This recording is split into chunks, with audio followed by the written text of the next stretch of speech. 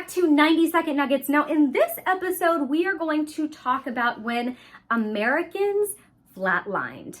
So, if you were to look at a graph of America's economic productivity over the span of our history, it looks a little like this. And you'll see a very impressive upward climb. So we are making more money than we ever have in history and more money than any country ever has in history. Now, if you look at a parallel graph of the incline of wages, the percent increase of wages over time of the American worker, you'll see that they were tracking exactly up until 1971.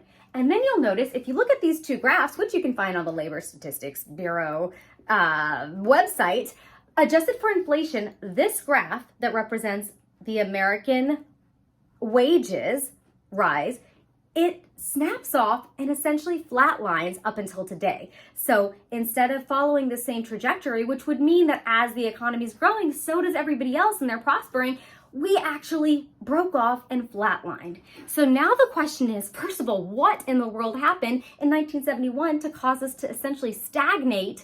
And then also, where's all the rest of that money going? Because it's not going into people, it's not going into education or healthcare, and it's going somewhere in the economy, but not to the majority of people.